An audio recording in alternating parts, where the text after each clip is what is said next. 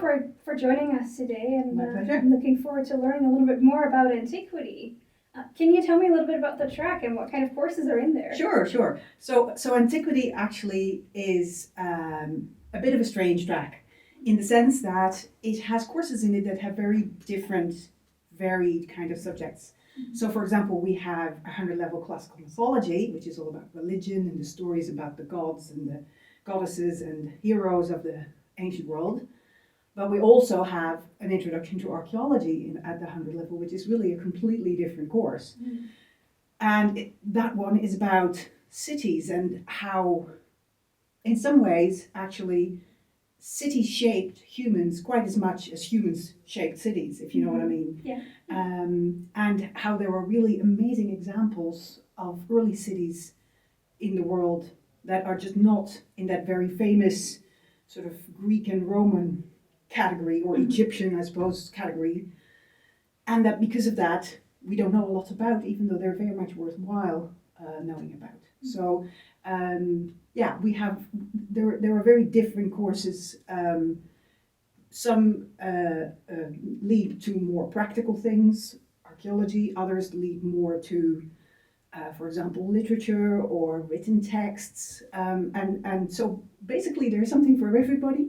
And I always like to think that the antiquity track is a sort of microcosmos for the liberal arts and sciences that we do, in that you get a bit of everything and there's always something you like. That sounds fair enough. I mean, there's so much in it, so many different things. So for students who are thinking about these kinds of topics and who are interested in potentially taking some courses with you in the antiquity track, what kind of assignments do they end up doing? What kind of research projects do they get engaged in? Yeah, so obviously the let's say the assignments get a bit harder as you go on, and more research focused, I suppose. But I think that a sort of theme that runs all through all the courses is that there are both theoretical assignments, like proper research, where you use all kinds of data that you can find online, excavation data, also text corpora, like ancient texts, and that increases and you go more in depth as you go along, essentially. On the other hand, we also always have practical assignments that people really like. So, for example, we had a 300-level course last year about the cognitive aspects of ancient Greek religion. And one of the assignments was to make a votive. A votive is a gift to the gods that you give, for example, to thank them because something has gone well. And some students made a dress, an ancient dress, and some students baked a ritual cake for which they searched high and low to find the right kind of sheep's cheese, I think. So they found an ancient recipe and they worked it out, and they even in lockdown times they did that. So that was very impressive. That people actually get their hands dirty, and obviously that's a little easier in more archaeology focused courses. But even in our classical literature, we do a kind of comic where you have to use a literary theory to explain an ancient text in a funny way. And the best one we had this year was using Lego Star Wars to explain a theme in Aristotle about ancient tragedy. And it was hilarious. I can't explain it or show it, unfortunately. But, if anybody wants to know, they can contact me and I'll show it them. It sounds great, and it sounds as though students can really bring in their own interest, but then work with the theory that you provide in the courses. Sure. That's great. So, right, I've brought for you something strange looking today. It's this object. And what we do with this is, in the introduction to archaeology, the students have to do an assignment where they take one of these weird looking pieces of pottery, because that's what it is, and they have to say what it is. So, and of course the question is, how do you go about something like that? Because it's just a big bulky old sort of bit of pottery. So the first step that you have to make for this assignment is actually you have to look at it really closely, and you have to hold it, and you have to see where are the marks on it. And then you actually get to see that there are some pottery marks on here. So this means that it's been turned on a wheel. But the bottom isn't straight, so it actually can't stand up, right? It can't be like this either, because how would you pour any fluid from it if it was like a pot or a vase? So I'm very happy to say that almost always the students figure out that this is the bottom end of what we call a transport amphora from the ancient world, of a specific type that has this elongated bottom foot, you could say. And the purpose of that is that when you're stacking these filled with oil or wine or something else in the hull of a ship, you can stack this one in the hole that is created by having four around them. So they're specifically made like this to be stacked in the hull of a ship. And because of that, you can imagine people 2,000 years ago loading these into a cargo ship to be transported, for example, from the island of Rhodes to maybe Rome or Naples, filled with olive oil from this area. And the assignment that the students do with it is about learning to get the information out of the object as much as you can.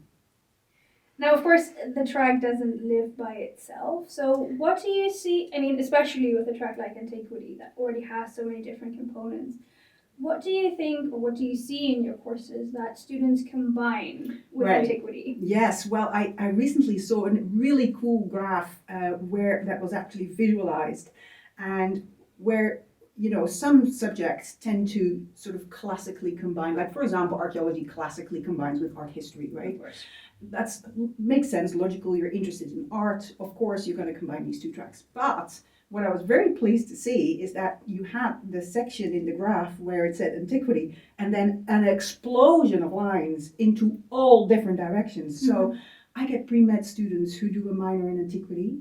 I get economics students who combine economics and antiquity, law students. I've had anthropology students, of course. There's a close connection between archaeology and anthropology.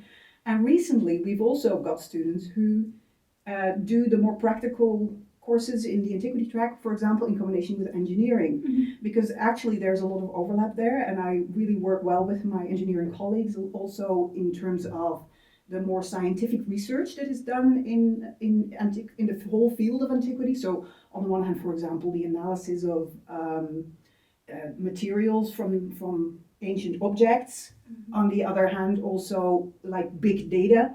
For example, where are sites in a specific country and how can you use those data to predict where other sites might still be. So it's a really varied field, and you can really basically tag anything into it, which is, in my opinion, the great thing about it, that you can always, I mean, archaeology and antiquity, it's about life in the past. And the more I teach about it, the more I come to realize, also thanks to the students actually, that so many things are still pretty much the same. Mm-hmm. So the things that we find important, they found important. And you find that out by combining all these different fields with antiquity, which of course is something that you wouldn't find in a normal institution, normal university, because there you would be studying one or the other. And this is of course the great advantage of studying antiquity in this context. Right, absolutely. Now, you said you've been here for a while, teaching the courses for a while, so you've also had a lot of students who've now moved on into the world.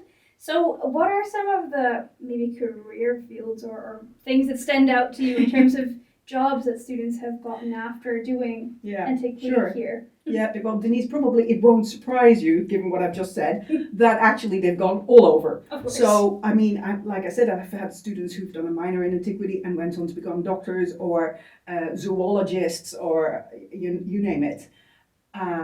Lawyers, actually. I've also had students who pursued this field or a related field. So, for example, we have a 300 level course, Heritage. I have a lot of students who went into either material culture studies, heritage studies, like heritage management, working in museums, obviously, but also, for example, for cultural institutions that work with education. I have a lot of students who went into education, which I always think is really nice because it means they enjoyed their education as well, of course. And then on top of that, of course, there are people who go into the classics, classical languages, ancient history, Also archaeology, we have some students who are going into the more experimental archaeology side of things. And I have students who become field archaeologists, of course. That's so it's a really broad mix of different things that people go into.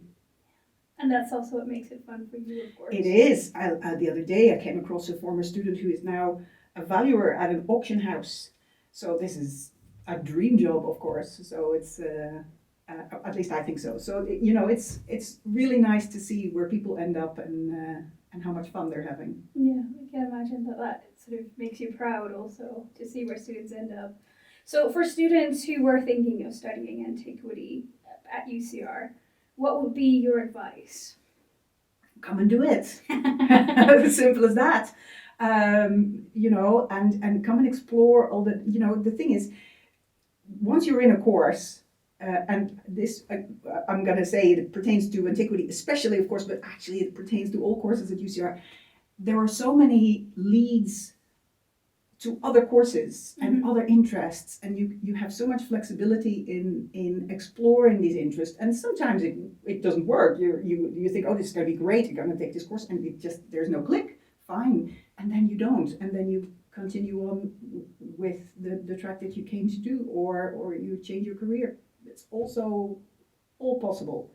And like I said, I've had students who came in to do chemistry, for example, or medicine, and after half a year decided, well, actually, this is not for me. In one case, the student is now doing a master in art history, and that's great. You know, of course, the beauty of what we do here. Yeah, absolutely.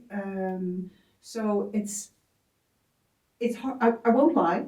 It's hard work. I can't lie because the students will immediately tell you it is hard work, but it pays off. They get into really good masters, and I think they have a lot of fun while doing it. You know, we have a lot of extra stuff as well. You can participate in excavations. We have various connections to various projects. We had a conference 2 years ago. Soon we'll have a publication out in the next few weeks with all contributions from the students that took part in the course. So there, you know, people can do internships at the archaeological services here. So there are so many different, let's say, cherries on the sundae that you can find also specifically in this track. That's fascinating, absolutely. I didn't know that there were so many opportunities to also get your hands dirty, as you said. So thank you for sharing, and You're very welcome.